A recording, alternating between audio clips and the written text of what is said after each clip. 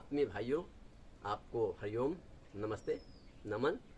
आपको अभी मैंने एक वीडियो बताया हूँ कि शरीर में योग कैसे और कौन सी ग्रंथियाँ कैसे विकसित होगी। अब मैं आपको बता रहा हूँ योग में स्वर जो है बहुत महत्वपूर्ण है, जो उसके शब्दों को हमें जानना आवश्यक है। स्वर जो हम सांस लेते हैं उसको स्वर कहते हैं, लेकिन जो पूरे ब्रह्मांड में स्वर व्याप्त है जिसमें से हम लेते हैं उसको हम ईश्वर कहते हैं। अब ईश्वर को हमें पाना नहीं, हमारे चारों तरफ छाया हुआ है। जैसे तालाब नदी में मछली पानी में रहती है तो पानी उसके चारों तरफ है, पानी में वो है, ऐसे हम ईश्वर में हैं। लेकिन कहीं मवेशी मरा हो, बूजर खाना, चमड़े कारखाना, बदबू आ रही है, वहाँ भी तो स्वर है, वहीं भी ईश्वर है, लेकिन उसको हम कहेंगे नारकीय स्वर। अब कहीं पहाड़ी झरना है, नदी किनारा है, फूलों का बगीचा है, वहाँ का स्वर जो है वो हमको सुगंधित है, हमारे लिए कुछ ज़्यादा कल्याण करता है, ज़्यादा भला करेगा, इसलिए हम उसको बोलेंगे परम स्वर, परमेश्वर। तो हम देख रहे हैं परमेश्वर, तो हम कहीं भी फूल बगीचा लगा के परमेश्वर मान सकते हैं। तो ये हमारे तरफ मनुष्य के हाथ में ही सारी शक्तियाँ हैं। अब हम जो कहते हैं कि परम शब्द एक शब्द है जिसको हम आत्मा में लगा दें तो आत्मा परमात्मा बन जाएगी। तो आप बताइए, आपके अंदर ही सारी शक्ति है। कुछ मनुष्यों ने अहम ब्रह्मास्मि शियो अहम शब्द डाला है।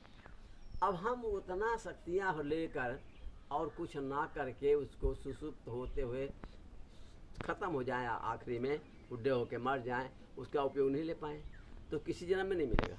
एक जन्म में अगर हम उसको विकसित कर लें तो हर जन्म में वो विकसित मिलेगा। अभी तमाम लड़के 3 साल के, 5 साल के, 8 साल के कभी हैं। तो इसलिए मैं कह रहा हूँ कि आप में ही सारी शक्तियाँ हैं। अब हम देखते हैं कुछ ऐसे शब्दों में जो लोग भ्रम पड़े हुए हैं, जैसे सनातन सनातन सनातन कर रहे हैं। हकीकत में हमारा सारा काम सूर्य से हो रहा है।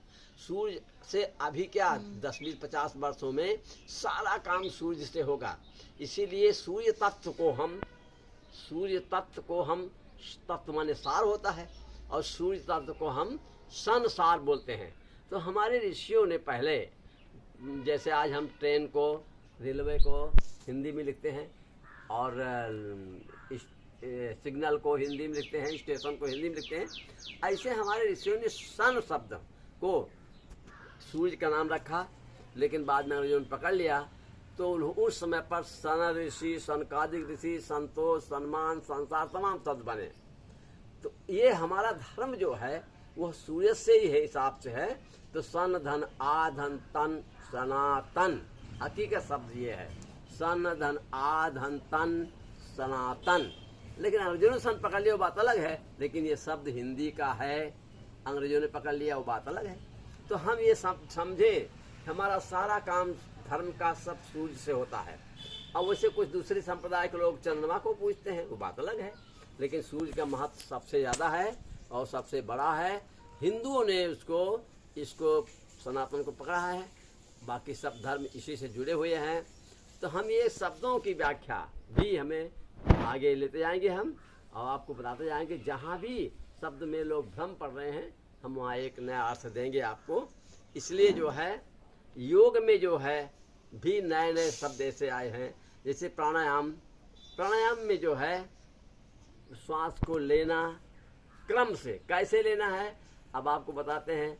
दाहिना पिंगला बायां ईरा, जब हमारा दाहिना स्वर चले तब हम ठंडी के अंदर में हमारे शरीर को गर्मी पैदा हो जाएगी, बायां से ठंडा होगा।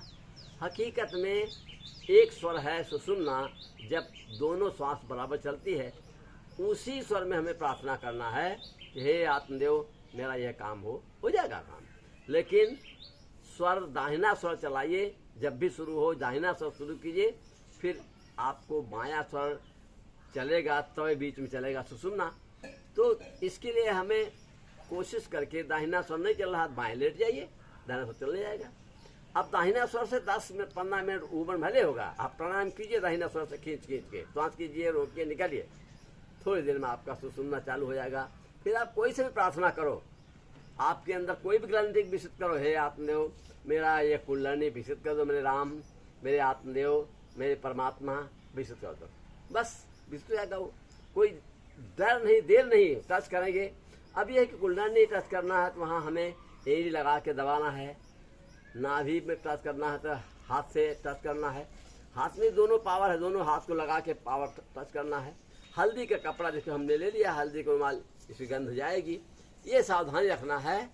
अब अगर आपको बहुत जल्दी चाहिए तो थोड़ा हल्दी की चदरा भी ले लो, हल्दी पानी में उबाल के उसकी पानी को जलती कर लो और उसी पानी को वाष्प के रूप में प्राणायाम करो, बहुत जल्दी जाएगा।